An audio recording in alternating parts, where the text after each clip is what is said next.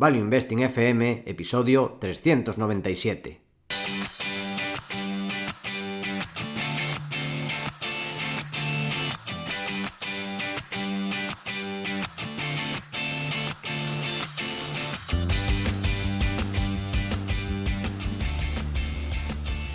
Hola, soy Paco Lodeiro. Bienvenido a Value Investing FM, el podcast semanal en el que te ayudaremos a sacarle partido a ese dinero que tanto cuesta ganar y ahorrar. ¿Cómo? A través del método de inversión más seguro, sensato y rentable, el Value Investing. Te recuerdo que si quieres sacar partido de tus ahorros y no sabes cómo empezar, tienes a tu disposición mi curso gratuito de Introducción a la Inversión en Bolsa en academiadeinversión.com. Y yo soy Adrián Godás, colaborador de Academia de Inversión y Battery Metals Consultant en Fast Markets. Y una semana más tenemos una entrevista maravillosa, que por supuesto os encantó cuando vino la última vez y hoy estoy seguro que os va a volver a encantar. Pero antes, Paco, saca la música. Sí, tenemos warning esta semana, que es que empieza un año más el Black Friday inverso en Academia de Inversión. ¿Por qué inverso? Porque en vez de tirar el dinero en utensilios de escasa utilidad, te ayudará a que tu patrimonio crezca, eso sí, a largo plazo. Y además no ocupa espacio en tu armario o en tu trastero, en tu cocina, como la procesadora de alimentos, la máquina de capuchinos, la bici estática o la batamanta, que es lo que se compra en Black Friday. No sé qué se compra ahora, pero bueno, cosas que se compraban así, que luego no se usa. Así que tienes un 20% de descuento solo durante esta semana en la formación avanzada para aprovechar este Black Friday inverso. Y además, esa garantía de 15 días de satisfacción total, que es que si no te interesa, ves que no es lo que buscabas, me avisas y te devolvemos todo tu dinero.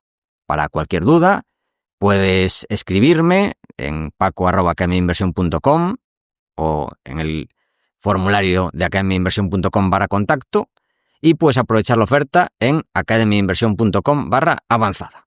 Dicho esto, Adrián, ¿con quién tendremos el placer hoy de charlar de un tema interesantísimo que no es puro sobre inversión, pero yo diría que es uno de los fundamentos de la inversión, todo lo que vamos a tratar? ¿No es así? Sí, y es que viene con nosotros una vez más Marcos Vázquez, la leyenda. Otra persona más que no necesita ni presentación, no la voy ni a hacer. Lo único que voy a decir es que ya vino aquí en el podcast 317, Invertir en tu salud.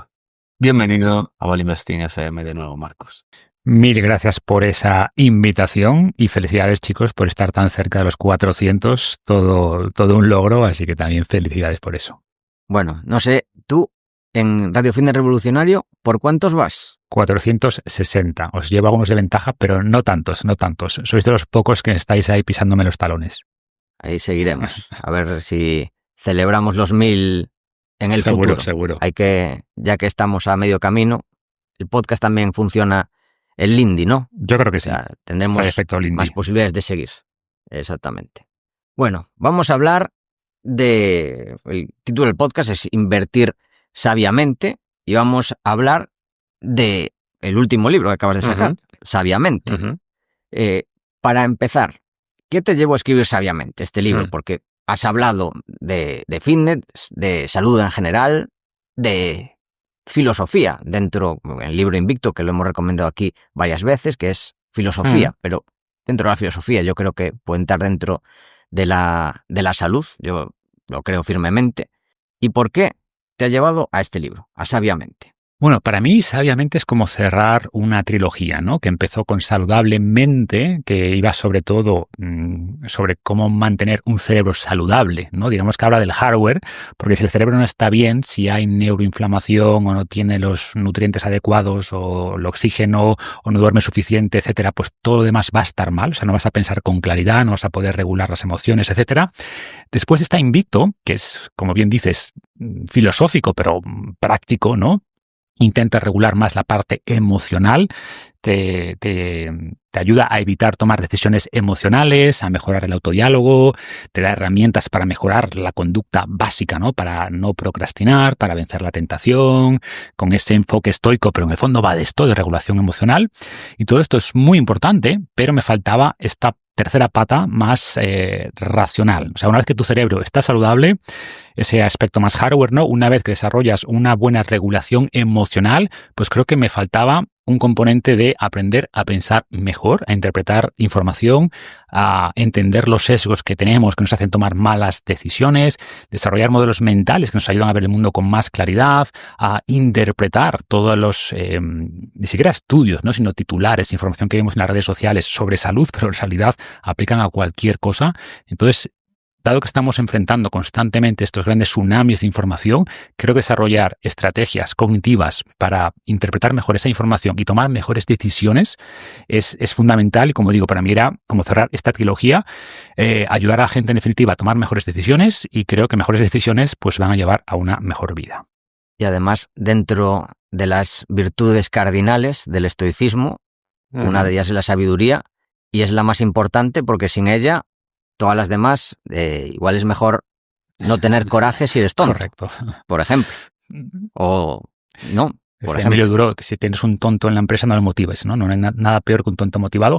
Pues va de eso. O sea, la sabiduría, ya lo decían los filósofos clásicos, es la madre de todas las virtudes, porque si no tienes claridad de sobre qué actuar, ¿no? Si no sabes qué es la justicia, no vas a poder cumplir esa virtud. O como bien dices, si no sabes qué cosas merecen la pena, pues tampoco el coraje te va a ayudar a lograr esas cosas. Entonces sí creo que la sabiduría es esa virtud principal, pero sabiamente, por aclararlo, intento dar una visión muy práctica a la sabiduría, ¿no? Por un lado, para mí sabiduría, hago también esta diferencia entre inteligencia y sabiduría, ¿no? Yo digo que la inteligencia es la capacidad de alcanzar nuestros objetivos, sabiduría es saber qué objetivos merece la pena alcanzar, que son dos cosas distintas, ¿no? Y se habla mucho de inteligencia, de estrategias para lograr tus objetivos, pero poco de, vale, pero ¿qué objetivos realmente van a llevarnos a una buena vida? Y la sabiduría para mí tiene mucho que ver con esto, pero más allá de mi definición así de andar por casa, esto no es un concepto, o además de un concepto filosófico, es algo que se estudia en psicología. O sea, hay varias definiciones según el modelo o enfoque psicológico que sigas, ¿no? Tiene componentes cognitivos, ¿no? Y comprensión profunda de uno mismo, del mundo que nos rodea. Tiene un componente reflexivo, la capacidad de tomar distancia de las cosas, de adoptar distintas perspectivas, de cuestionar las creencias propias. Y un componente muy importante también, como yo lo veo, bueno, como lo veo yo, no, como lo ve la psicología, además, una visión más humana y más compasiva, ¿no? Por eso también uno de los atributos de carácter que recomiendo desarrollar como una persona sabia es esta empatía o esta orientación prosocial, ¿no? O sea, en el fondo tiene que ver también con actuar con humanidad, con principios, con valores, etcétera. Qué profundo. Es verdad. Y esta ha sido la primera pregunta. Madre de Dios. Bueno, la siguiente ya un poco ya la has ido comentando. Aquí está anotado, ¿qué es la sabiduría? ¿Qué diferencia hay entre la sofía y la frónesis? ¿Y cuál es más importante? Bueno, la sabiduría ya por ahí podríamos profundizar, pero en gran medida es esta, ¿no? Si lo tengo que resumir, para mí es ese conocimiento sobre los asuntos fundamentales de la vida, e insisto, con esta perspectiva tanto filosófica como psicológica, es algo que se estudia en psicología. Y luego la sofía, podríamos decir que es ese conocimiento más teórico sobre distintas disciplinas, ¿no? O áreas de conocimiento. Y es muy importante, por supuesto, aprender de lo que sea, de inversión, ¿no? Aspectos técnicos de inversión o de salud, pues eso es sofía, eso es conocimiento. Y luego la frónesis, podríamos decir que es una sabiduría más práctica, ¿no? Es saber aplicar ese conocimiento en la vida diaria. O eso que llamamos sentido común, o esto de tener criterio, ¿no? Que hay gente que quizás no sabe mucho de algo, pero ostras, le cuentas ideas principales de un campo nuevo y enseguida entiende los conceptos. Hace preguntas con sentido, o es capaz de trasladar el conocimiento que tiene de un área a otro área. Pues esto es esa frónesis, ¿no?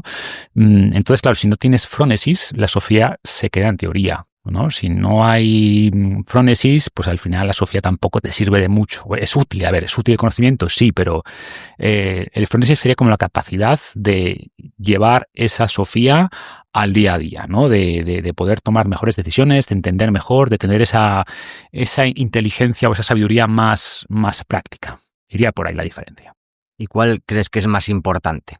¿O se complementan? Hombre, a ver, yo creo que ¿O hay un porcentaje mayor de alguna de las dos? A ver, digamos que necesitas una sofía básica, o sea, necesitas el conocimiento es el sustrato del pensamiento, ¿no? Si no tienes un conocimiento básico, pues tampoco tienes un razonamiento, no tienes la materia prima del razonamiento.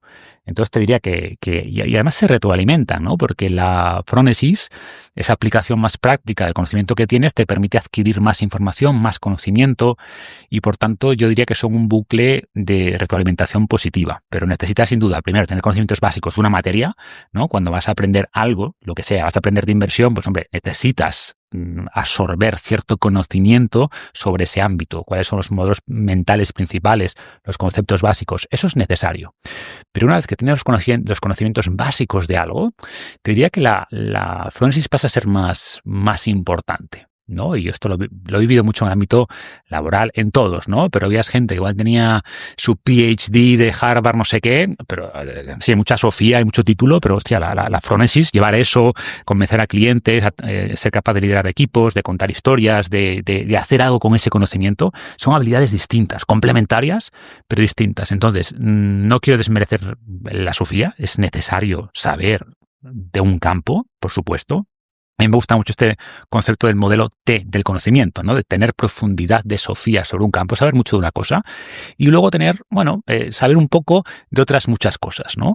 Y creo que esa combinación de conocimiento profundo en una o pocas áreas, porque con la complejidad del mundo moderno no puedes ser un experto en muchas cosas, pero saber mucho de algo y luego un poco de mucho. Y creo que eso también ayuda a tener esa frónesis, porque en el fondo te va a permitir trasladar ideas de un campo a otro, encontrar conexiones entre disciplinas distintas que quizás una persona muy experta en su campo es incapaz de realizar. Entonces, las dos son importantes, creo que son complementarias y que además se retroalimentan. Pues a partir de, estas son las dos preguntas iniciales sobre la sabiduría y el podcast lo hemos dividido en 3 bloques, que son los bloques principales del libro, que son carácter, sesgos cognitivos y modelos mentales. Y vamos a empezar por el carácter. En el libro comentas que el carácter es la columna vertebral de la sabiduría. De hecho, me gustó mucho esta parte, la del carácter. O sea, no me la esperaba en el libro como parte, como primer bloque. Me parece importantísimo, sin duda.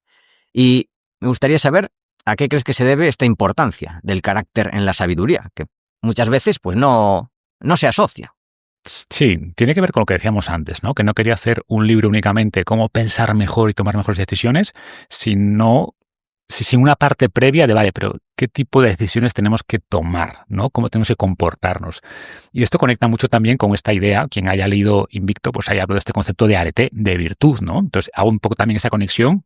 Y el carácter, pues en el fondo para mí es la manifestación de ese arete. Cuando persigues la virtud, pues vas a ir desarrollando estas capacidades de carácter, que para mí son muy importantes. Y además en la vida, para tener una buena vida, yo creo que es más importante el carácter que la inteligencia. Evidentemente, si tienes más inteligencia, pues mejor.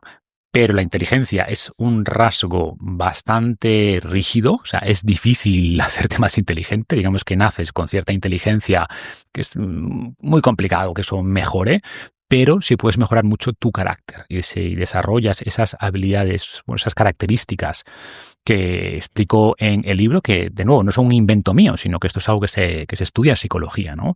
Y por mencionar alguna, cosas como la humildad intelectual, cosas como la curiosidad, como la empatía, como la perseverancia, como la perspectiva, como la visión de largo plazo, pues son cosas que se pueden desarrollar, que por supuesto tienen un componente innato, como todo, pero es mucho más moldeable que la inteligencia.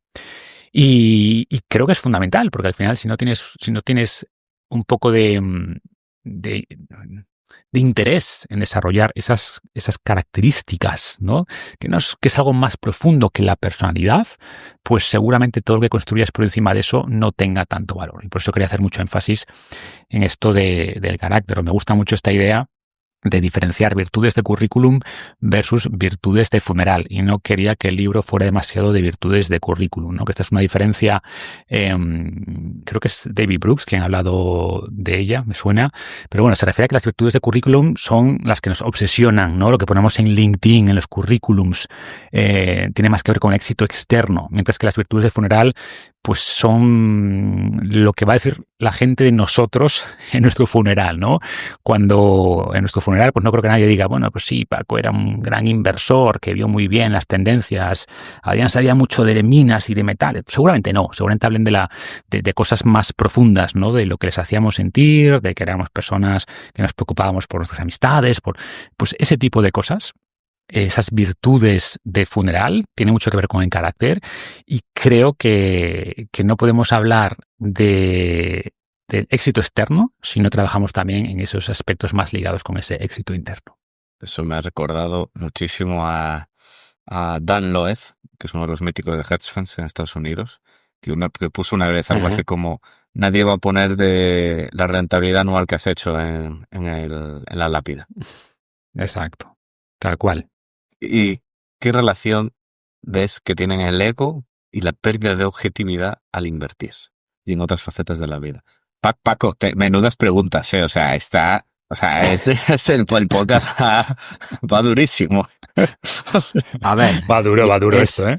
Aplicar todo el libro a la inversión y a la vida. O sea, es que el libro es 100% aplicable a la inversión. O sea, muchas veces, o sea, lo del carácter se ve en los inversores. Muchas veces hay gente que tiene muchos conocimientos, pero no tiene el carácter, todo lo que comenta. Y luego también caen sesgos, luego modelos mentales, de los que hablaremos, pues son muchos modelos mentales básicos de la inversión. O sea, es un libro casi pensado para inversores.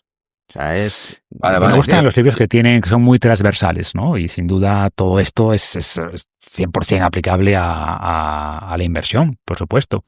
Y el ego, pues sería un fallo de carácter, ¿no? Estamos hablando de la importancia del carácter, pues el ego es el típico fallo de carácter y sería lo opuesto a esa humildad a la que hacía antes alusión, ¿no? Entonces, el ego, pues es creer que tenemos todas las respuestas. Y esto, pues claro, es muy peligroso.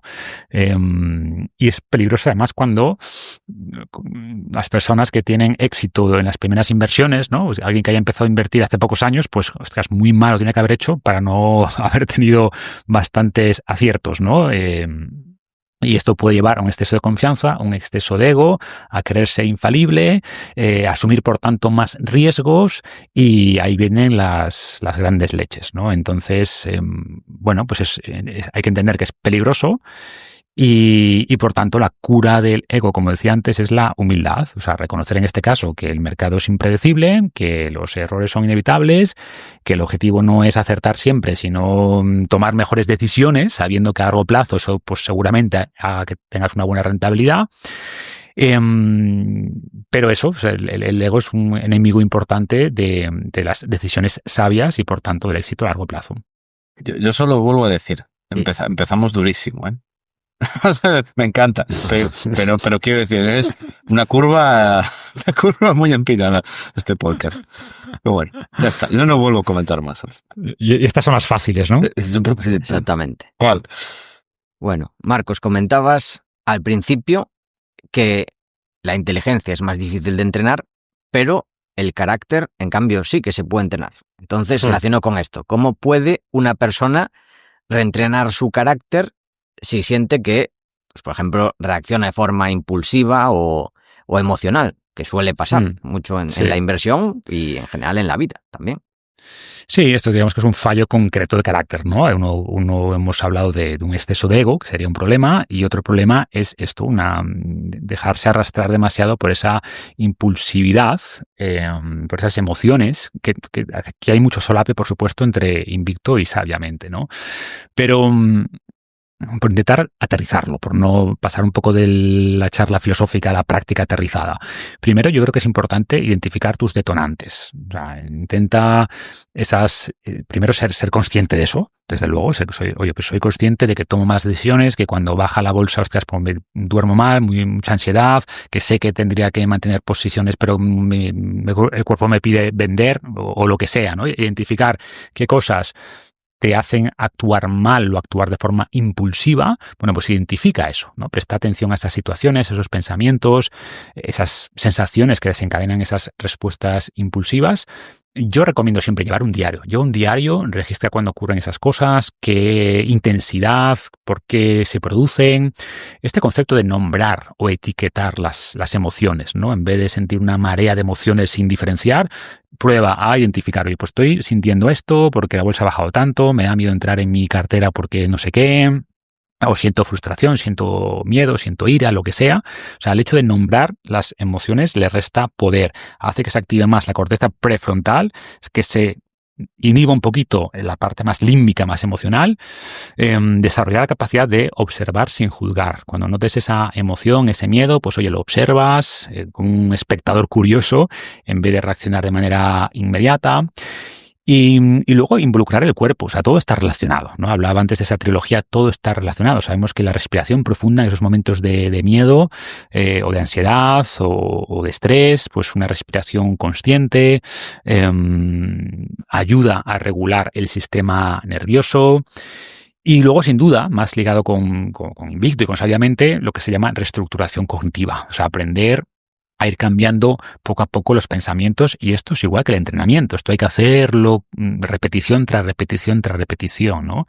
Conceptos interesantes como las autoinstrucciones, tener frases o mantras que nos podamos repetir en momentos de alta carga emocional, ¿no? Oye, pues mantén la calma, esto también pasará, pensemos antes de actuar, cuestionar los pensamientos automáticos que nos surgen, ¿no? Oye, pues estoy interpretando la situación correctamente, hay otra forma de ver esto. A mí me ayuda mucho también leer biografías, ¿no? Leer biografías de personas exitosas y ver un poco su trayectoria, ver que casi todas tuvieron malos momentos, pasaron por momentos duros.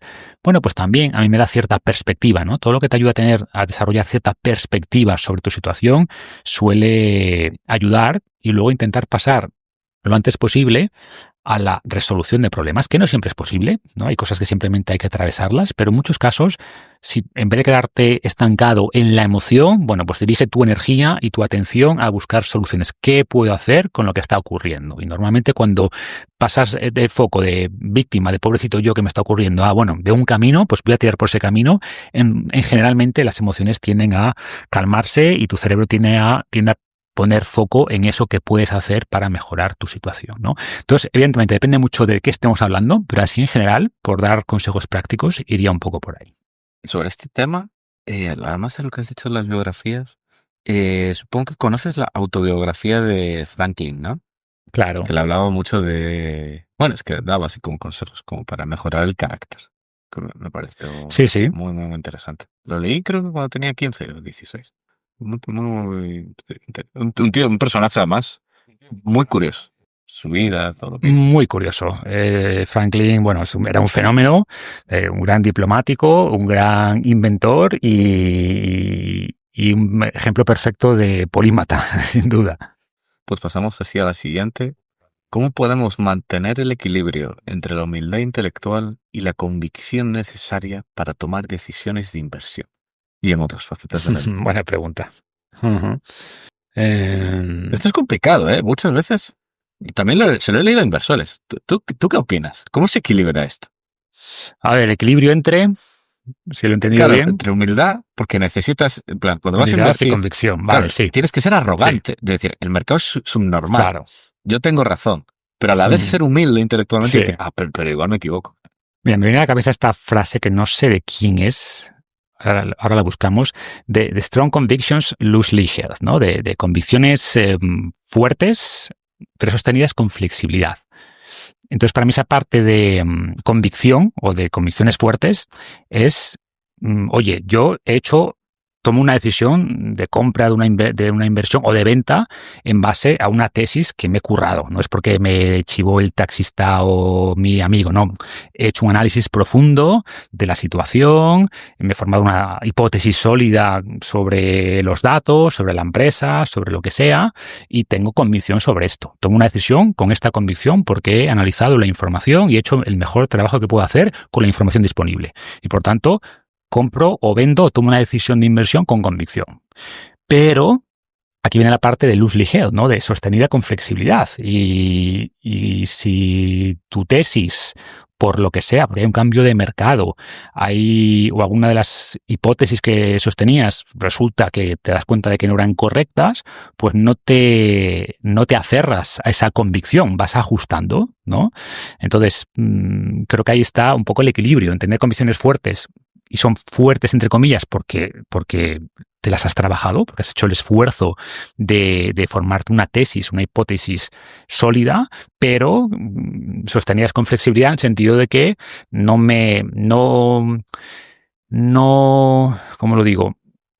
Uno mi identidad a esa decisión. No estás, yo soy el inversor de tal empresa. No me identifico con esta decisión, ¿no? Mi ego no está involucrado, tengo una hipótesis en base a datos objetivos, o lo más objetivos que puedo, que nadie es objetivo 100%.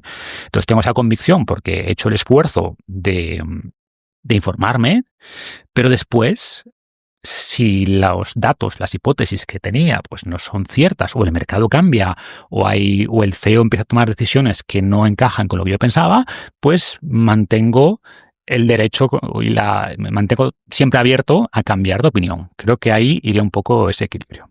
Sí, muy importante no identificarse, que eso cuesta mucho, sobre todo si publicas, si compartes. Claro. Si lo haces a nivel privado, quizás no tanto, pero un inversor que comparte sus tesis, pues muchas veces te lo echan en cara. Es decir, pero tú pensaste que esto valía tanto. Y dices, sí, pero es que si la situación cambia, pues también la tesis cambia. O puedes cambiar de opinión porque has seguido recabando más información y cuesta separar el ego de eso.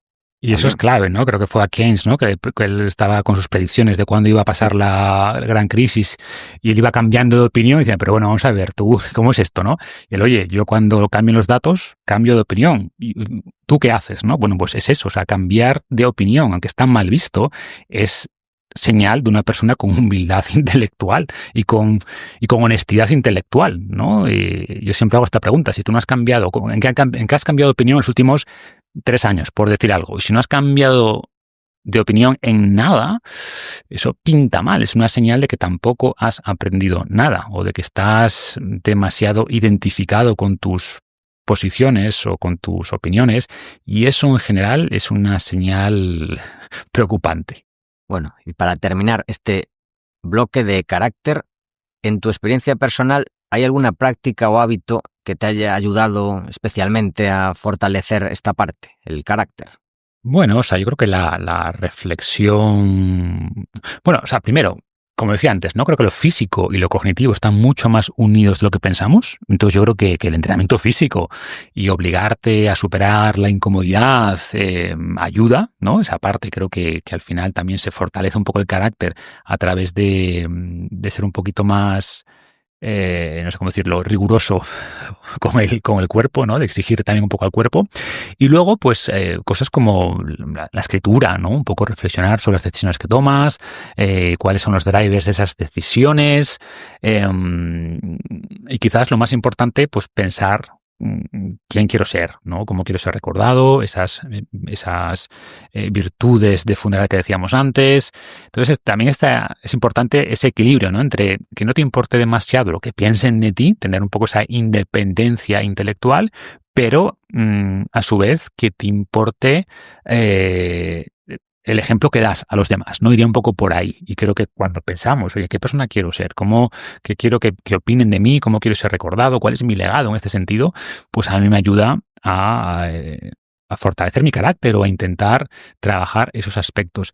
Y tener cuidado con la identidad que desarrollas, ¿no? Pues si desarrollas la identidad de una persona que tiene que tener razón, pues evidentemente te va a costar mucho más cambiar de opinión. Si desarrollas una identidad de, oye, quiero buscar la verdad, y me duele que mis creencias sean falsas, ¿no? Pues ayuda también a ir fortaleciendo ese carácter o desarrollando ese carácter y ser recordado, entre comillas, de esta manera. Bueno, ser recordado, ser reconocido por esto, pues una persona objetiva, que busca la verdad, que es honesta intelectualmente, y a mí eso me motiva, ¿no? Intentar ser ese tipo de persona.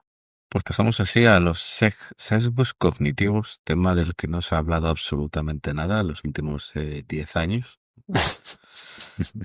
En el libro En el libro hablas de varios sesgos que nos alejan de la sabiduría. ¿Cuál consideras el más peligroso para un inversor? Yo lo tengo claro. A ver si coincidimos. Lo decimos a la vez. No, te digo el mío. Pero antes, es verdad que el tema de los sesgos cognitivos no es nuevo, y sobre todo si hablamos del mundo de la inversión, porque como decía Paco antes, aplican pero perfectamente. Pero es verdad que en el libro intento no limitarme a hablar de sesgos cognitivos y este y esto es aquello, sino intentar aterrizarlo a cosas cotidianas del día a día, ¿no? Intento darle un poco esa visión más amena. Pero si me preguntas, ¿cuál es el sesgo principal de un inversor? Yo te diría que ese es el sesgo de confirmación.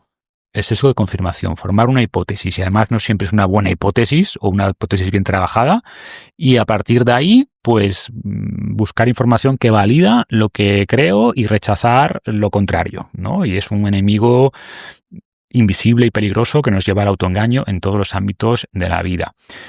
Y más allá de lo que diga yo, también se publicó algún paper en el ámbito de la psicología, que viene a decir que si bien hablamos de cientos de sesgos, en el fondo hay como 5 o 6 macrosesgos, y que la inmensa mayoría de sesgos son o combinaciones o variantes derivadas de estos, ¿no? Y uno de los principales, por no decir el principal, es el sesgo de confirmación en general, y creo que también aplica perfectamente en el ámbito de las inversiones. No sé si coincidimos, Adrián. Sí. Yo iba a decir sesgo de confirmación. Bien. Pero de largo. O sea, además es que yo conozco ese paper y lo decía, que casi todos es realmente sesgo de confirmación con algo más. Sí, tal cual. O sea, si eres capaz, bueno, primero, que es imposible corregir este sesgo, ¿no? De hecho, Daniel Kahneman, uno de los padres de este campo de los sesgos cognitivos, pues decía, a ver, yo llevo toda la vida estudiando esto y sigo teniendo sesgos. Entonces, no se pueden eliminar, nuestro cerebro está cableado así.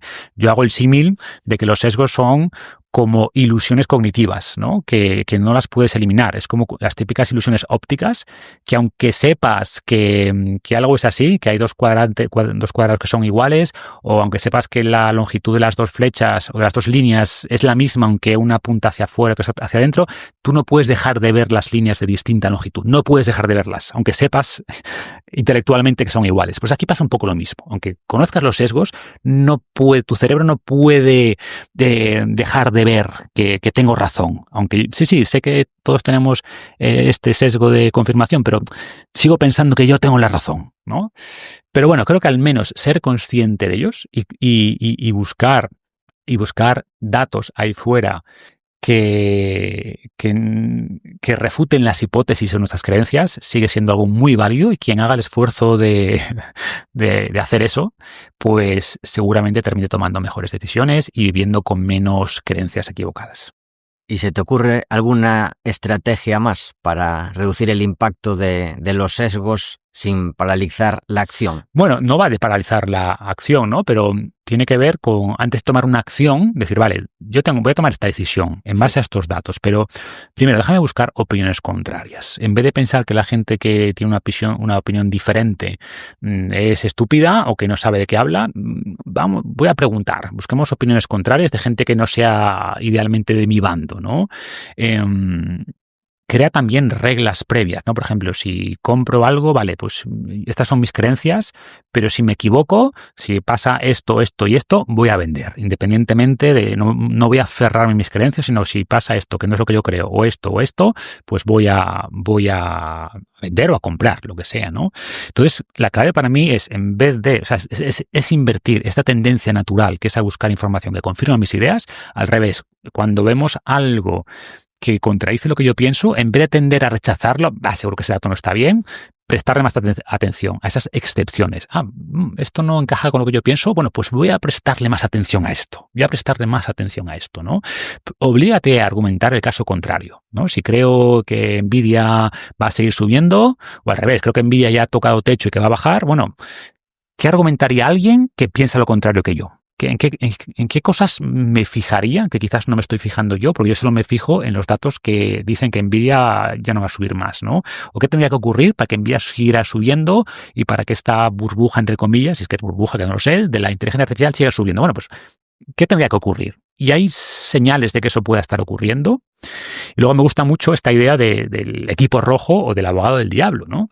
que puede ser tú mismo, pero es más difícil, ¿no? O sea, es difícil que uno mismo haga de abogado del diablo de sus propias ideas. O sea, se puede, con este proceso que estoy explicando, pero lo ideal es tener gente de confianza de la que te fíes, gente que no dependa de ti, pero claro, el problema de ser jefe es que si les preguntas a tus subordinados, pues todos te dirán que sí, que eres el más listo y el más guapo, ¿no? Busca gente de confianza que tenga la capacidad de decirte, pues oye, cuáles de tus ideas quizás no son correctas o que te den una visión distinta, ¿no? Y también lo que ocurre, sobre todo en este mundo de las redes sociales, es que entramos en esa caja de resonancia, ¿no? Entonces, intentar diversificar las fuentes de información. No sigas únicamente a inversores, entre comillas, del mismo palo. Busca gente que tenga visiones distintas, ¿no? Y lleva una dieta informativa un poquito más diversa.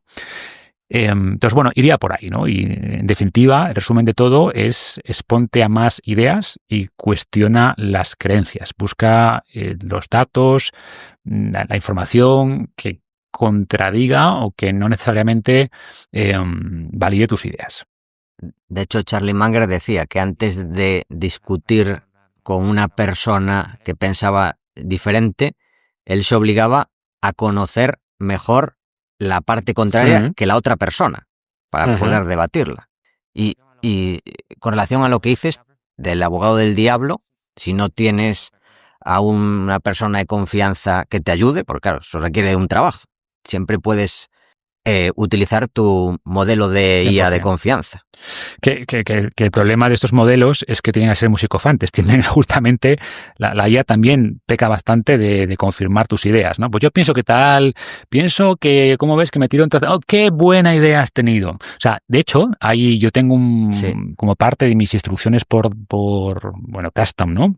Las instrucciones generales, tengo algo así como no me des la razón en todo, sé crítico, cuestiona, porque la configuración por defecto de esas herramientas suele ser la de darte la razón, incluso aunque no tengas las mejores ideas. Entonces hay que ser exigente y decirle explícitamente que cuestiona, haz de abogado del diablo, intenta encontrar puntos ciegos que quizás yo no veo. De hecho hay un prompt muy bueno que va por ahí, que se hizo viral hace unos meses, yo lo probé y me dijo cosas con sentido, que el prompt era algo así como, bueno, porque sabéis que ahora tiene memoria, ¿no? Por ejemplo, ChatGPT.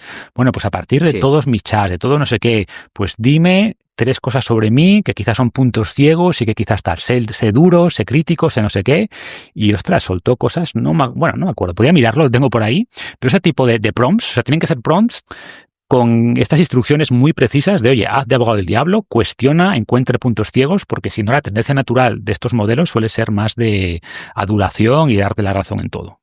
Sin duda. Y además, creo que fue con 4.1, puede ser, GPT 4.1, que era de los más aduladores, y eso a la gente le encantaba. O sea, puntuaba mucho en el uso del día a día, no en temas matemáticos ni en benchmarks, digamos, técnicos, pero a la gente le encantaba porque le daba mucho la razón. Entonces le caía bien a la gente. El incentivo perverso de estas herramientas es el que adule más al usuario, pues igual tiene más éxito comercial, no el que sea más crítico con las ideas del usuario, ¿no? Entonces puede haber un incentivo perverso a que las inteligencias artificiales sean cada vez más aduladoras y fomenten más este sesgo de confirmación. De hecho, me parece, no sé si lo sabíais, el ejército israelí lo obliga a hacer. Antes de tomar muchas decisiones, que alguien del comité tiene que, no sé cómo lo llama, equipo rojo, equipo azul o algo así. Equipo rojo. Que su trabajo es llevar la contraria. Sí. O sea, no es lo que pienses, que tiene que buscar los puntos flacos y llevar la contraria. Y esto es importante, no sé si Adrián, es importante que esté definido así. ¿Por qué? Porque si no, nadie tiene ese rol, sobre todo cuando es una decisión del CEO, del presidente o de alguien de autoridad, incluso las personas que piensan que es una mala decisión no lo van a decir. Sin embargo, si está establecido, ¿no? Tu misión es, ¿sabes? No te lo vas a tomar mal porque es tu misión. Sin embargo, cuando no está establecido ese rol de abogado del diablo, de equipo rojo, como lo llamemos, pues las personas que no tienen una posición de autoridad no van a decir las cosas obvias que quizás ven y que el jefe no está viendo. Entonces es importante que esté establecido eso, ¿no? Que el papel de alguien, por definición, es justamente ese, en evitar este sesgo de confirmación y encontrar esos puntos ciegos que las personas encargadas de tomar la decisión quizás no están viendo. ¿Cómo influye el entorno? vamos a decir, entorno. Comunidades, Discord, redes sociales, la prensa, incluso la familia, en la aparición de sesgos colectivos. Pues mucho, o sea, antes hablaba un poco de este problema de caja de resonancia de las redes sociales, pero no son solo las redes sociales, ¿no? O sea, también ocurre con las noticias. Es normal que al final se formen narrativas dominantes, ¿no? O sea, al final los medios de comunicación y las redes sociales pues tienden a enfocarse en historias dramáticas o de gran impacto, o ahora en la inteligencia artificial o el crecimiento explosivo de una criptomoneda, y todo el mundo está hablando de eso, y por tanto te genera este sentimiento de FOMO, de fear of missing out, ¿no? De tengo que comprar eso, o al revés, de pánico. Si las noticias son negativas, pues tú entras en pánico también. Y se fomentan estas burbujas o estos pánicos, ¿no? Y las noticias también, yo estoy seguro de que los inversores que vean menos las noticias, a largo plazo van a tener mejores resultados, porque este ciclo de noticias de 24 horas y el flujo incesante de las redes sociales, pues fomenta esa mentalidad a corto plazo. Y sabemos que los inversores, a los que le va mejor, suelen tener visión a largo plazo y suelen hacer menos operaciones, ¿no? En general, hay una relación inversa entre el número de operaciones y rentabilidad. Entonces, bueno, pues sabemos que eso influye y lo hace a través de varios sesgos. Por ejemplo, hablo también en el libro del sesgo de disponibilidad, ¿no? Lo que hace el sesgo de disponibilidad es que nuestro cerebro piense que los eventos que ve con más frecuencia piensa que son más frecuentes, ¿no? Entonces, si ves las noticias y constantemente estás viendo cosas negativas, pues vas a pensar que lo más probable es que todo vaya para abajo. Y al revés. Y normalmente sabemos que cuando las noticias son más negativas, ¿no? Cuanta más negatividad suele indicar que ya es el fin del ciclo negativo, y al revés, cuanto más euforia en las noticias y en las redes sociales, pues más probable es que estés en lo máximo de la burbuja, ¿no? Entonces, pues es un problema y al final demasiada exposición a estas noticias constantes tienden a hacernos tomar peores decisiones, a tener esa perspectiva de largo plazo. Y por tanto, muchas veces tenemos que esto quiero decirlo también Warren Buffett, ¿no? De cuando la gente tiene miedo hay que ser valiente, y al revés, cuando la gente está muy valiente o codiciosa, pues es el momento de ser muy precavido. Es como que hay que hacer casi lo opuesto del sentimiento imperante que vemos en el mercado en cada momento. Para terminar, también relacionado con esta parte de sesgos, nos gustaría saber si crees que aprender a invertir puede ser una forma práctica de entrenar este pensamiento crítico. 100%, si es que en el fondo yo me atrevería a decir que hay una parte, como decíamos antes, de Sofía, que es aprender conceptos básicos de cómo funciona, yo qué sé, desde los fondos indexados a nivel básico a cómo leer los datos financieros de una empresa, que eso es la Sofía propia de este campo. Pero después está la psicología de la inversión, que tiene mucho más que ver con esto, con la frónesis, ¿no?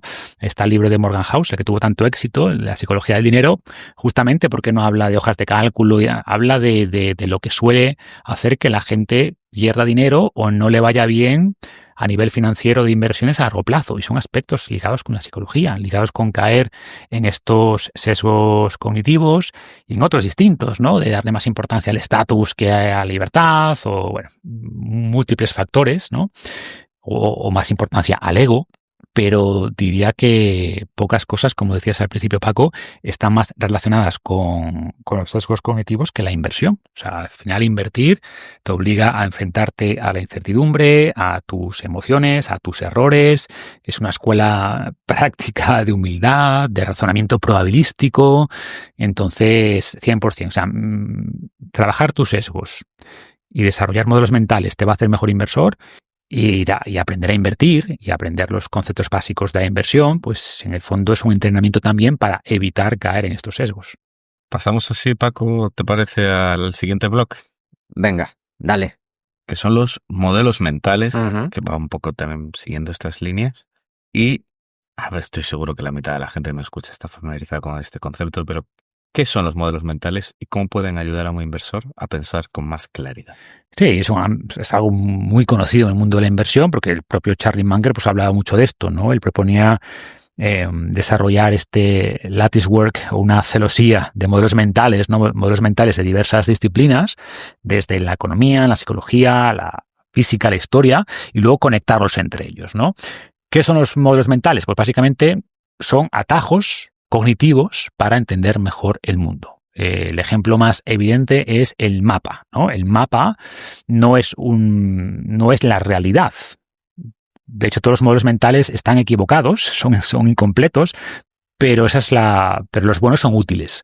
Y esa es la paradoja, ¿no? Que un modelo mental perfecto sería inútil. Es como imaginad que tenemos un mapa escala 1:1. Sería un mapa perfecto, ¿no? Una representación fidedigna de la realidad, pero sería absolutamente inútil. Entonces, los modelos mentales capturan partes de la realidad, no la realidad completa, capturan los elementos esenciales de la realidad y logran simplificar algo muy complejo en un modelo entendible que nos ayuda a orientar nuestras decisiones. Eso es un modelo mental y esto es algo que en las inversiones es fundamental. Y por eso Charlie Munger pues, es una de las primeras personas quizás que empezó a desarrollar, ¿no? Él era un estudioso de todos estos campos, de la economía, de la inversión, de la psicología, de la física, de la historia, y con todo eso iba cogiendo distintas disciplinas y pensaba cómo puedo aplicar este modelo mental al campo de la inversión o a su vida en general. Entonces, de manera muy resumida, esos son los modelos mentales. ¿Y cuáles dirías?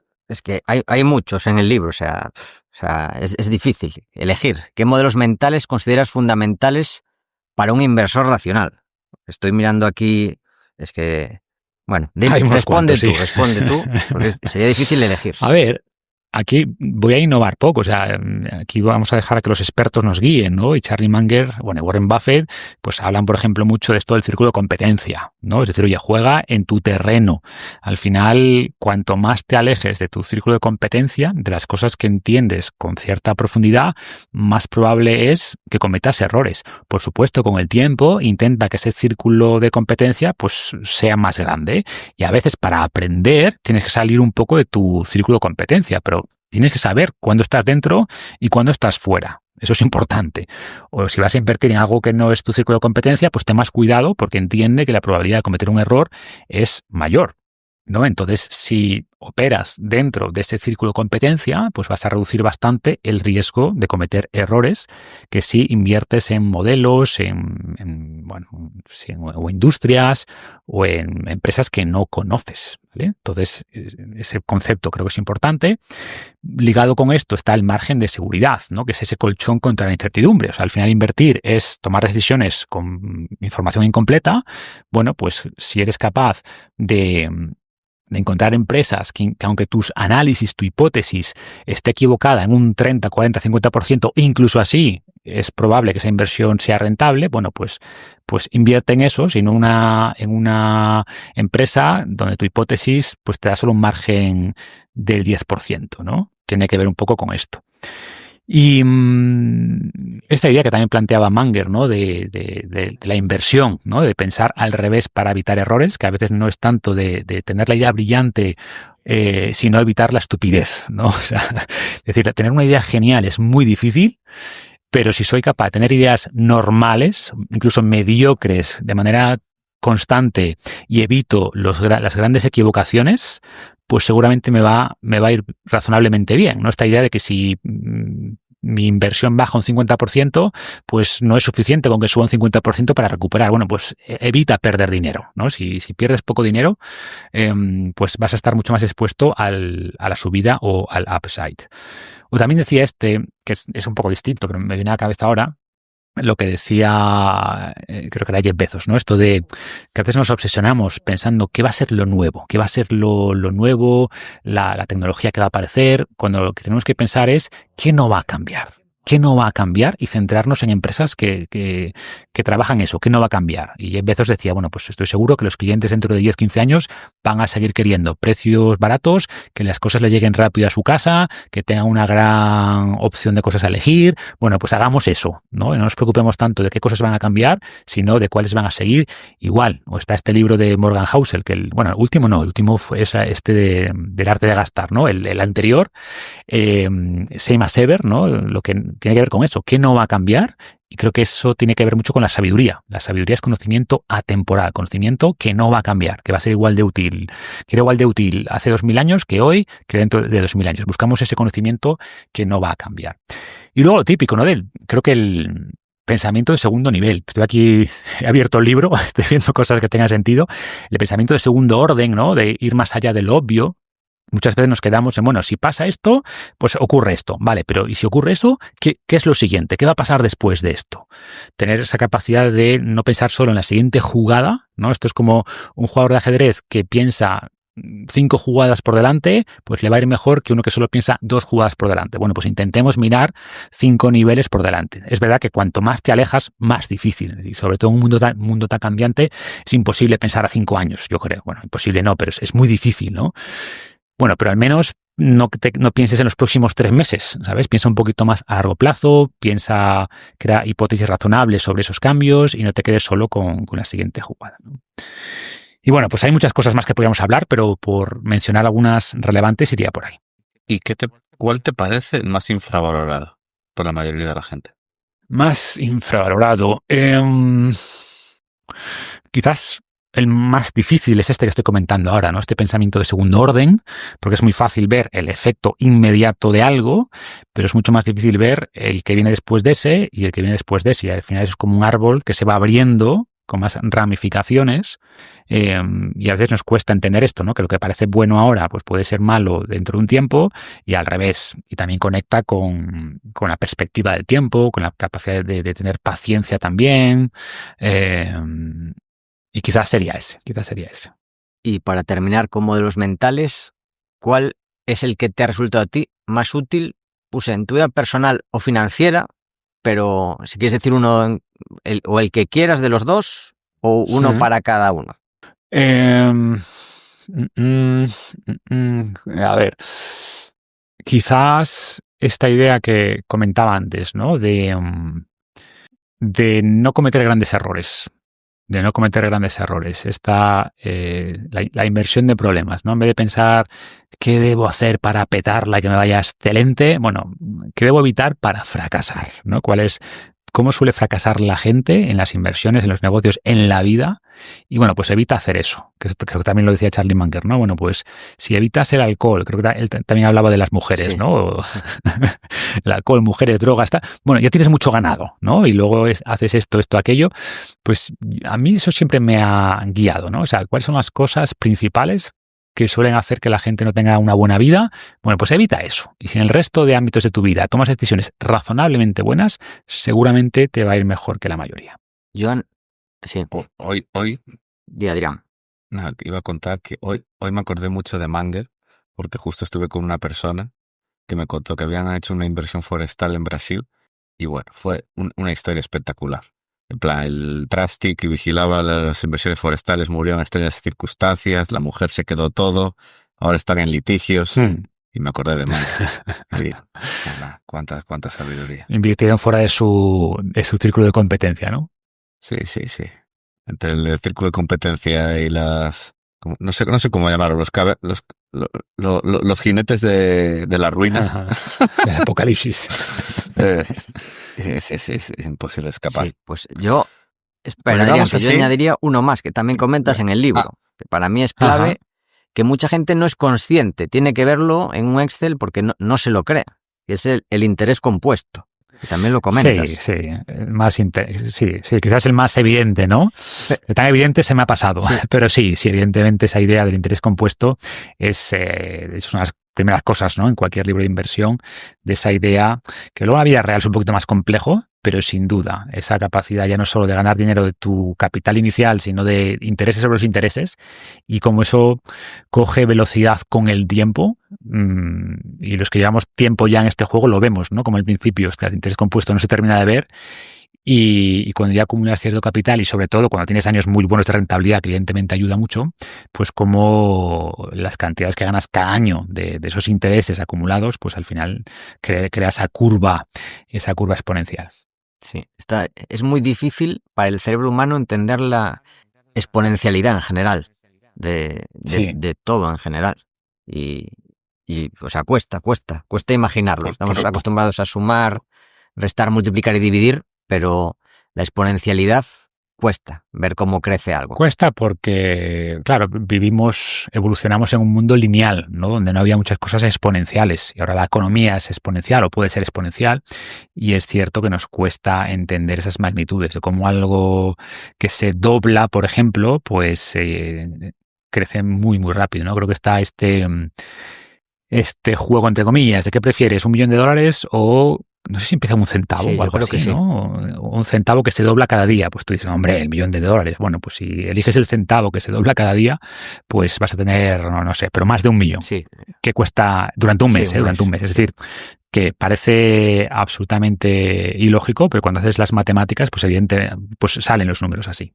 Vamos ya ahora sí a las preguntas finales, no a las cortas, que esas son las divertidas, que es, en inversión, muchas veces lo que también lo has comentado ya, que Sí. muchas veces lo sabio es no hacer nada y quedarse tranquilo.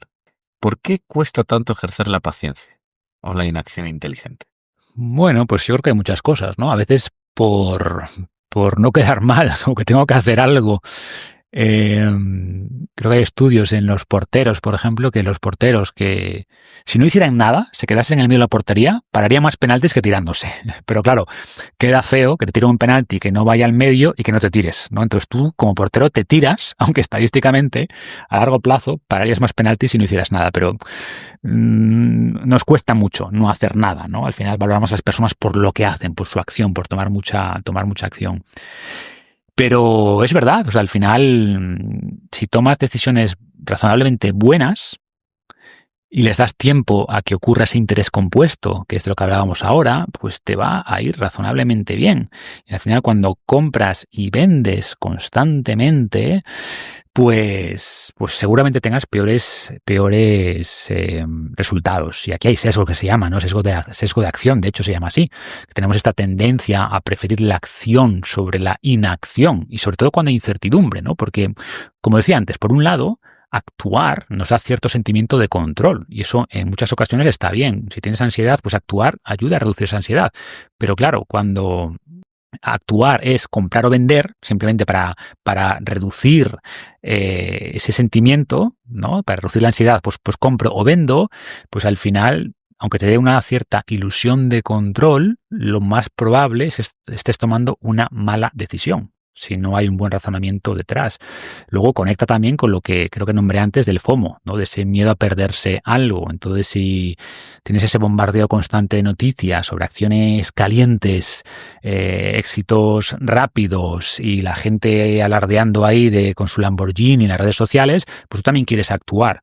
O al revés, cuando todo el mundo está diciendo vende, que eso se va a la mierda, pues tienes también ese impulso de actuar. También influye aquí la aversión a las pérdidas, ¿no? La aversión a la pérdida. Sabemos que el miedo a perder nos genera más dolor que el placer de ganar, ¿no? Como el doble. Entonces, cuando hay un mercado bajista, pues es difícil no hacer nada, quedarse ahí parado viendo cómo tus acciones bajan, cómo tu cartera baja. Es difícil. Tenemos este impulso de quiero detener este dolor. ¿Cómo detengo el dolor? Vendiendo, actuando, ¿no? Y esto es un problema, claro. Entonces, bueno, va mucho por ahí, ¿no? Tiene que ver en parte con lo que decíamos antes y luego, sin duda, también la mentalidad de rebaño. Al final somos criaturas sociales y hacemos lo que hacen los demás. Entonces, si la gente está actuando y la gente tiende a actuar, pues tú actúas. Si la gente compra, pues tú compras. Si la gente vende, tú vendes. Y al final también ser un buen inversor implica tener este pensamiento independiente para actuar en base a esas convicciones formadas en base al análisis y no en base a la imitación de lo que hacen los demás. Y para terminar, sobre el tema de sabiduría, bueno, ya lo has comentado en parte. La primera parte de la pregunta es si crees que la sabiduría se puede entrenar, igual que se entrena el cuerpo.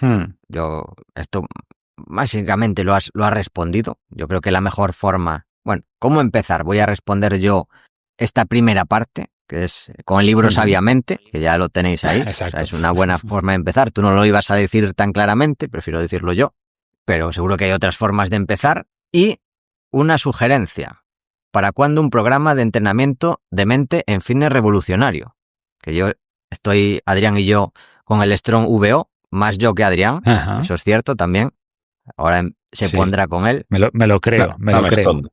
No me escondo lo más. Exactamente, pero bueno, ya estuve con el de barra libre, con el de kettlebell, pues yo creo que el siguiente tendrá que ser un programa de entrenamiento de mente en fitness revolucionario.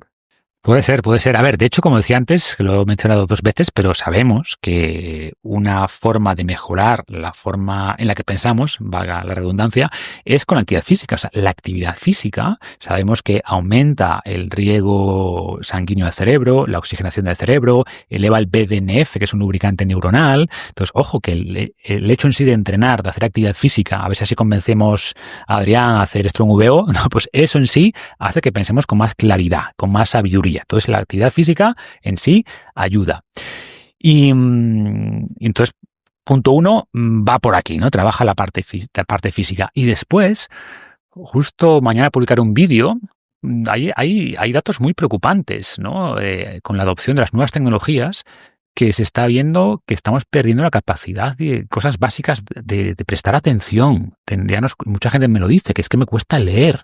Vemos que las notas en los jóvenes están bajando. Se publicó un estudio hace semanas, sobre la deficiencia cognitiva, cómo ha evolucionado en los últimos años, creo que era entre el 2013 y 2023, y era como autopercibida, ¿no? ¿Cuál es mi capacidad de tomar decisiones con claridad, de mantener memoria, mantener la atención? Bueno, pues el grupo de entre 18 y 35 años ha reportado una reducción muy importante. ¿Cuál fue el único grupo de edad donde no se vio una reducción? En los mayores de 70 años. ¿Por qué? Pues seguramente porque son los que siguen siendo analógicos, ¿no? Por los que menos se han expuesto esta última década a estas tecnologías.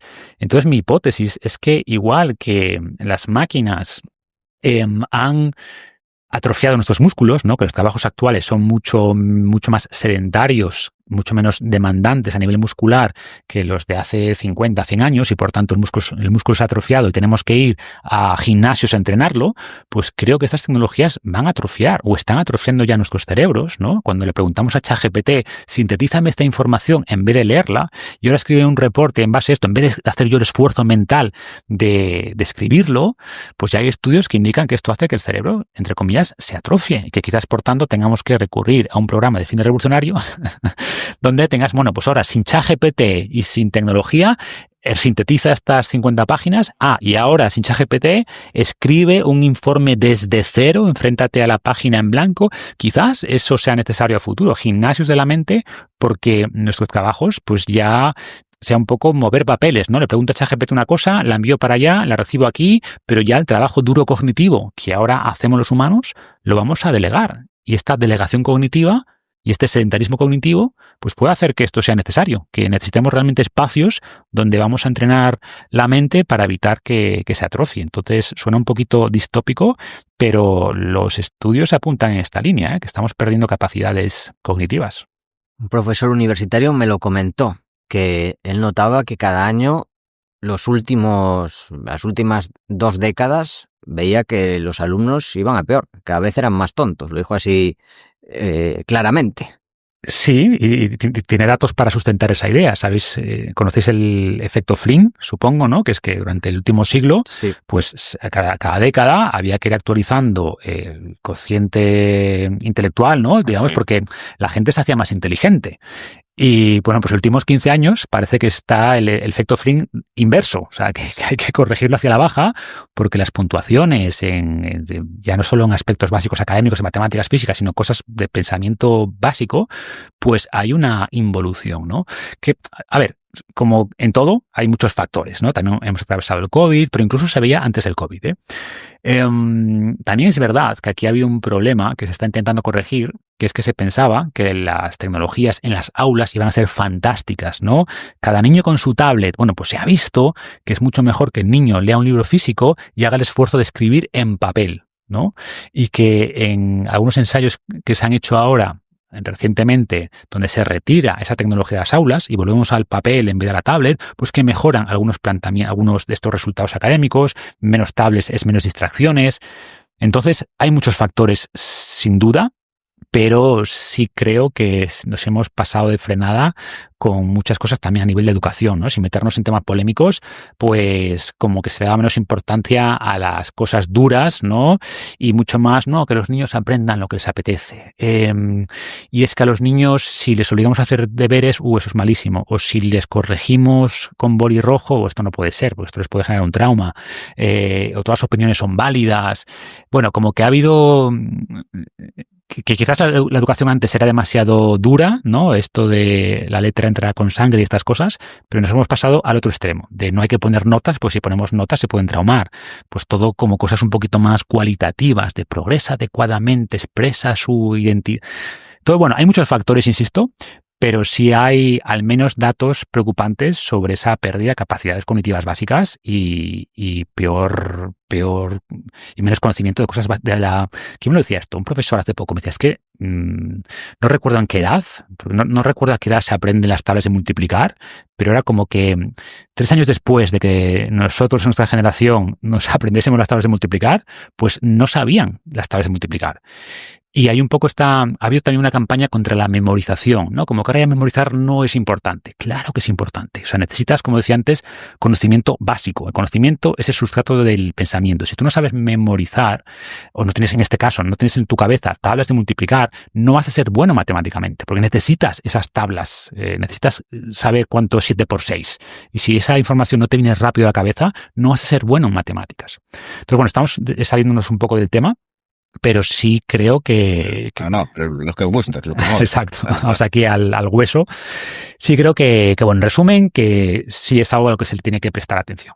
Muy buena reflexión. Todo lo que has comentado, has comentado tantas cosas, me parece interesantes. O sea, lo del efecto Flint es increíble. Creo que hizo pico, creo que en los años 70, ¿no? Que había calculado o algo así. Y que desde entonces se lleva bajando el IQ. O sea, al menos desde el 2000 es donde se ha visto en varios países, no solo uno, en varios países que se ha invertido. Y lo que decías de las aulas, sí, a ver, todo el mundo lo dice. Pues tengo amigos míos que sus padres son profesores y es que es algo unánime. Y todo lo que has dicho, además, no me parece, es que yo no entiendo quién lo puede discutir. O sea, me parece objetivo. O sea, claro, yo a eso voy. Yo tengo siempre, con estas cosas, soy muy cuidadoso porque todas las generaciones han dicho esto de las generaciones siguientes, ¿no? Tenemos ya a Sócrates diciendo estos jóvenes que ahora, claro, leen libros y por tanto ya no practican la memoria, ¿no? Entonces, esto es como algo que ha ocurrido siempre. Es sublime, sí. Esa subjetividad siempre ha estado, las generaciones nuevas, bueno, pero ahora tenemos datos objetivos, no es simplemente una percepción, sino que sí tenemos datos para preocuparnos y para tomar medidas. Joder, el puto Sócrates diciendo, malditos libros. Eso es literal. La memoria. Sí, es que está el cual. Recuerdo más cuando lo leí en la biografía de Krauss, de Sócrates, y me hizo muchísima gracia. Malditos libros desincentivan la memoria. Bueno, vamos así a las preguntas cortas. Venga. Cortas que no exactamente, que es la parte más complicada. Y esta especialmente complicada, que es defínete en 2 o 3 palabras. Bueno, aquí voy a tirar de atributos de carácter, ¿no? Algo con lo que resueno. Iba a decir humildad intelectual, pero suena poco humilde. Soy muy humilde. Entonces, lo que seguro que soy es curioso. O sea, desde luego es una patología mía, ¿no? Curiosidad, escepticismo y diría constancia. Me considero también una persona constante. Personaje histórico. A ver, aquí oiría, justamente hablamos de Sócrates, ¿no? El padre de la filosofía, una opción es Sócrates, pero bueno, tengo mucha más cercanía quizás por Marco Aurelio, por ese estilo de filosofía, así que vamos a quedarnos con Marco Aurelio. La siguiente es complicada, porque normalmente preguntamos a qué te habrías dedicado si no fuera el mundo de la inversión. En tu caso, ¿a qué te habrías dedicado si no fuera el mundo de la salud y fitness? Y tampoco vale informática, porque... Claro, tampoco, no sé decir que tampoco vale filosofía, entonces ya casi no te queda nada. Claro, hombre, si me lo decís, entonces ¿qué vale? Sí, a ver, claro, a mí la respuesta fácil, pues me gusta mucho eso, la parte del comportamiento humano, ¿no? Es algo que me parece fascinante, psicología o filosofía práctica. Si me quitas eso, joder, pues claro, mi respuesta siguiente sería la tecnología, ¿no? Soy un amante de la tecnología. Y si tampoco eso, Pues a ver, algo que me gusta también, claro, entonces os voy a dar la vuelta, pues inversión, ¿no? O sea, que sería como lo opuesto al resto de participantes, de invitados. Pues a mí me gusta también mucho el tema de crear proyectos o ayudar a gente a crear proyectos, involucrarme en proyectos con gente con la que me lo paso bien, que admiro, que valoro. Entonces quizás eso de invertir en startups o asesorar a startups o en la medida limitada que pueda, pues quizás por ahí encontraría un camino, ¿no? De hecho, es algo que me gustaría, a futuro. Si diera un pelotazo, pues seguro que dedicaría parte de eso a invertir. Ya lo hago, pero a menor escala, obviamente. Pero invertir en proyectos, crear cosas con gente, más allá de la industria del sector, creo que ese proceso creativo de poner cosas ahí fuera, de arriesgarte, de aportar mi conocimiento, mi experiencia, pues es algo que me gusta y que me llama. Animal favorito. Y no vale, obviamente, perro gato. O sea, por lo menos decir una raza. Demasiado típico, demasiado trillado. Pues yo iba a ir por ahí, macho, así que ya me estáis aquí limitando. Encima de ser preguntas difíciles, me ponéis aquí constraints. Pues mira, vamos a la versión salvaje del perro. Vamos a por el lobo. Vamos a por el lobo, que es más independiente, no es más autosuficiente que el perro, pero tiene ese instinto protector, tiene esa resiliencia, determinación. Así que venga, lobo. El perro lobo checoslovaco. Un lugar para ir de vacaciones. Y a ver, ¿cuáles no puedo? ¿Cuáles me quitáis? Más o menos hay libertad, de momento. A ver, se ha repetido mucho. Sí, ya. Sí. Pues aquí a mí me gusta mucho viajar, intento no repetir demasiado, pero bueno, destinos clásicos que siempre me lo paso bien, pues las islas me gustan en general, Baleares es un destino que primavera, verano me encanta ir. He estado la semana pasada en Canarias, ¿no? Canarias en invierno espectacular, que por cierto, os pasaré datos para que practiquéis mis programas. He descubierto un par de sports resorts, ¿no? Son resorts muy orientados, que eso existe mucho en Canarias y me fascina, que un hotel muy chulo, pero totalmente volcado en actividad física. Estuve en uno que tenía unas instalaciones deportivas de la hostia para hacer highlights, natación, actividades acuáticas, pádel, surf, tenis, un WOD, o sea, un box grande al aire libre, fabuloso, con un montón de clases todo el día. En Lanzarote está la Santa, no sé si se pueden decir nombres aquí. La Santa es una opción. Bueno, pues yo estuve en el de Playitas. Playitas tiene dos. Tiene uno en Montefeliz, en Gran Canaria, que estuve ahí unos días, y luego estuve en el Playitas de Fuerteventura. El de Playitas es espectacular, está genial. Entonces este concepto de turismo deportivo me gusta mucho. Pues no te lo vas a creer, pero no sé cuál de esos, pero uno de esos trabaja un amigo mío. ¿Ah, sí? Sí, de Project Manager. Pues están muy bien y son enormes, ¿eh? O sea, sobre todo el de Fuerteventura. El de Fuerteventura puede ser el doble o el triple de la Gran Canaria. Bueno, y luego tengo que decir también que México me gusta mucho. O sea, yo viví en México muchos años, tenemos casa allí y me parece un país también espectacular. Si te gustan las playas increíbles. Si te gustan las selvas increíbles, volcanes, ruinas de todo tipo. O sea, que también merece mucho la pena México. Momento histórico favorito. Y obviamente no puedes decir el Imperio Romano. Claro, ya estamos. ¿Y la Grecia clásica tampoco o qué? Más concreto. A ver, yo tengo mucha Puede curiosidad. Ser esos dos, pero tiene que ser una época más concreta. Yo que sé, más la concreto todavía. Siglo de Pericles. Y sirve, claro, siglo de Pericles, exacto, una cosa así. Pues a ver, vale, vamos a concretarlo más. Claro, si fuera a Grecia iría, pues eso, a la era de oro, a la era dorada, ¿no? A 500 antes de Cristo, por ahí. O en caso de Roma, pues, a ver, no iría a lo típico, me gustaría, pero a típico de Julio César, pero ir un par de siglos antes, ¿no? A las batallas a Publio Escipión, las batallas contra Cartago, quizás por ahí, ¿no? El siglo II creo que era, ¿no? Antes de Cristo por ahí, sería un buen momento para viajar. Y también me fascinaría, ¿qué ocurre de esos periodos que conocemos mucho, conocemos bastante? Sin embargo, viajar al 10.000 antes de Cristo, donde tenemos muy poca información y realmente observar a nuestros ancestros cómo vivían, no más allá de lo que queda registrado en los fósiles o en las pinturas rupestres, digamos que eso me fascinaría más en el sentido de que creo que tenemos mucho más desconocimiento sobre cómo era la vida realmente en una tribu del Paleolítico hace 10.000 o 15.000 años. pero cero. Pero cero patatero. O sea, la gente no se imagina lo poco que sabemos de la prehistoria. Pero nada, o sea, es todo absolutamente conjeturas. Se descubre un par de huesos en Polonia y ya hace que cambie la perspectiva sobre un aspecto social. O sea, es muy... Sí, sí. 100%. De ahí un poco mi interés, ¿no? A realmente estar ahí y vivirlo y ver cuánto se parecían a nosotros, ¿no? Si a alguien de... Bueno, que eso sí lo sabemos, ¿no? Que realmente si tú a alguien del 10.000 antes de Cristo le pones traje y corbata y un buen corte de pelo, no distinguirías de nosotros. Pero en cuanto a comportamiento y cultura, seguramente mucho.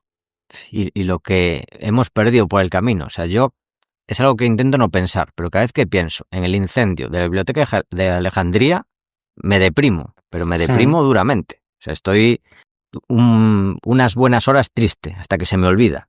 Pero de verdad, prefiero no pensarlo. Yo tengo una opinión muy contraria, que no se perdió tanto. De ese respecto, Yo, my humble opinion, para empezar, hubo varios incendios. No fue solo uno. Tuvo varias destrucciones. No fue como la gente piensa que hubo uno gigante. Fueron varias. Hubo muchas copias y realmente casi todo el contenido que quedaba ahí eran libros bastante, o sea, de teología, el panteísmo, que estaba muy de moda en esa época también.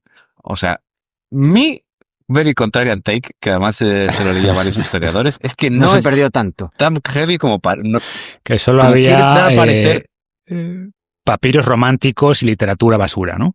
O sea, no quiero decir eso. Ahora ya no, eso es una exageración. Obviamente es una lástima, una pérdida histórica. Pero no sé, veo a la gente a veces decirlo como si fuera... La gran pérdida. No sé, es el mayor desastre de la historia de la humanidad. Digamos que representa las grandes pérdidas, digamos es la grande, pero se fue perdiendo mucho por muchos lados. Sí, como figura.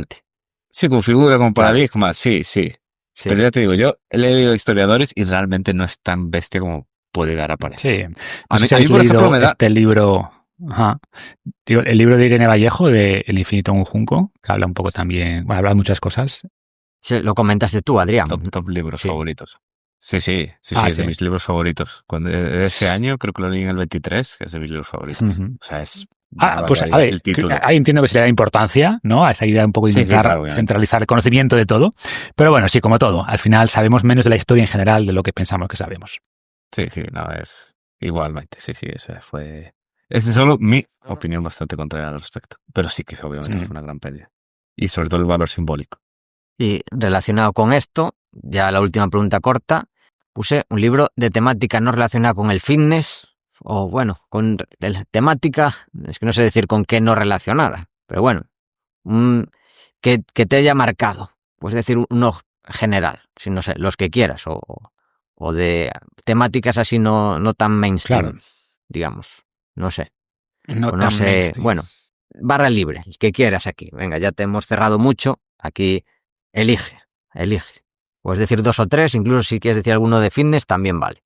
Vale, pues no voy a decir de fitness, pero bueno, como estamos hablando bueno, estamos en un podcast de inversión, ya hablo un poco... además aquí voy a recibir hate seguro, pero a mí leí Padre Rico, Padre Pobre de Kiyosaki en el 2000, yo creo, o sea, yo me acuerdo que estaba empezando a trabajar, y es un libro que me cambió mucho la forma de ver el mundo, mucho. O sea, no voy a hablar del hombre en busca de sentido y este tipo de libros, ¿no? Pero...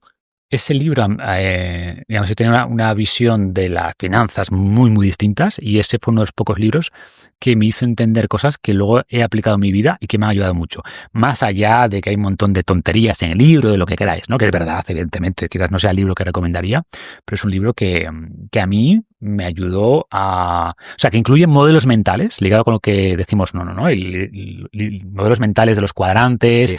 De que te desarrolles activos que generen ingresos que son, bueno, que vivas los ingresos de tus activos, que tu casa en realidad más que un activo es un liability, ¿no? Es un pasivo. Bueno, de nuevo, modelos mentales que creo que son muy útiles, más allá de que luego lo tienes que quitarle, por supuesto, tienes que leerlo con ojo crítico, pero si interiorizas algunos modelos mentales que planteaba Kiyosaki, creo que te puede ayudar mucho a estructurar después tus finanzas.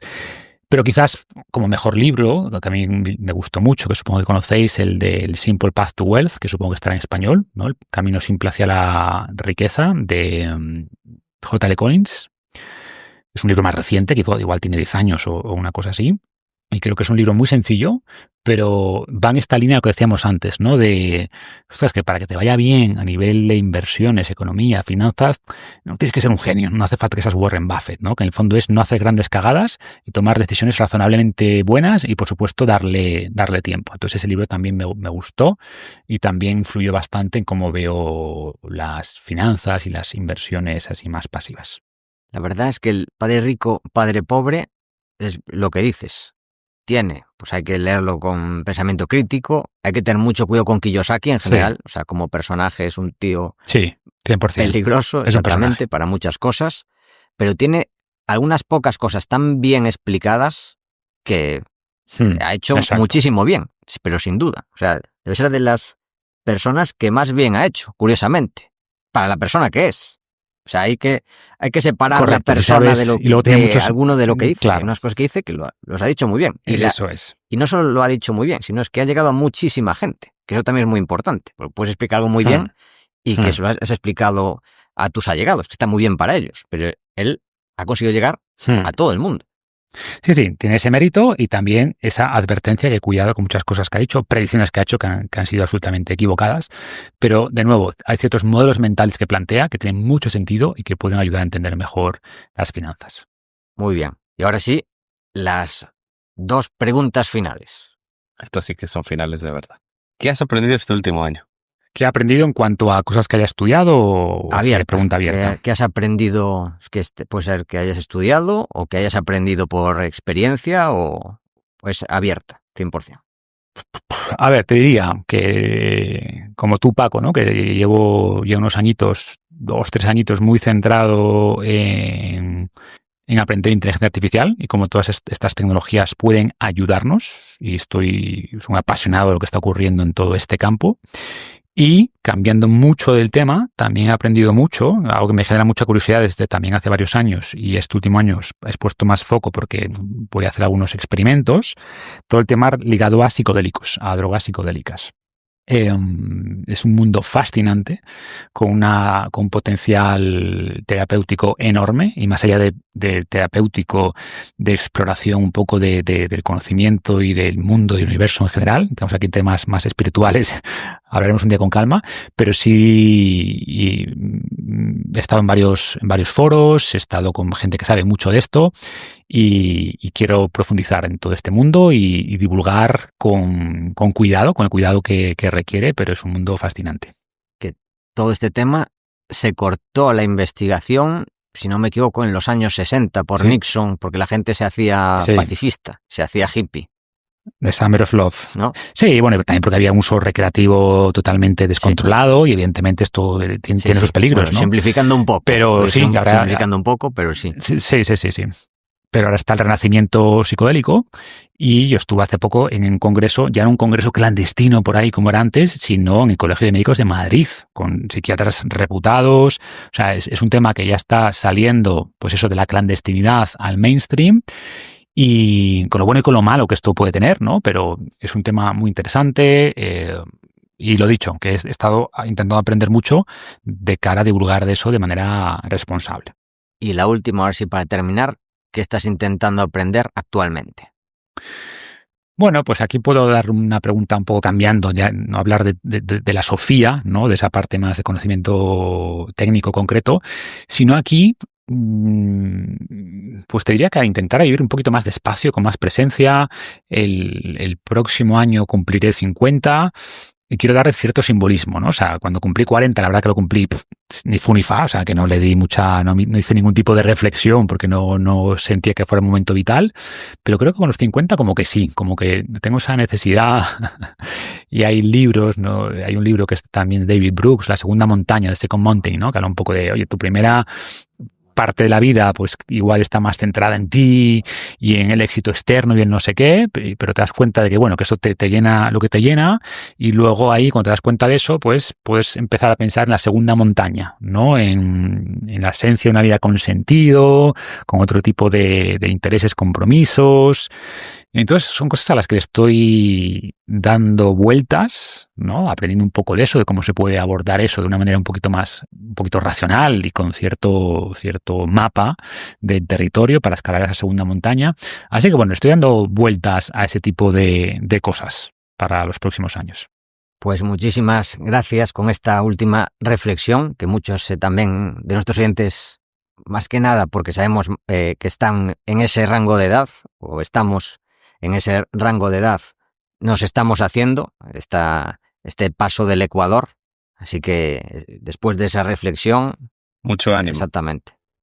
A Adrián le queda lejos esto todavía. Pero bueno, es una excepción en nuestros oyentes. Suelen ser más de 30 para arriba, en general, de media. Sí. Así que bueno, después de esto, Marcos, muchísimas gracias por pasarte de nuevo por el podcast. Desde aquí, una vez más, recomendar el libro, Sabiamente, buenísimo. Me ha gustado especialmente la parte del carácter, pero también los sesgos cognitivos y modelos mentales. Todo 100% útil y aplicable para la inversión y para la vida en general. Y para terminar, bueno, te cedemos el micrófono para lo que quieras. Nada, agradeceros que me cedáis este espacio, agradecer que me mencionáis con frecuencia y que es un placer, ¿no? Estar aquí entre amigos charlando de cosas que nos interesan y que espero que esta pasión por lo que hacemos y lo que decimos, pues que se note en la audiencia y en este episodio.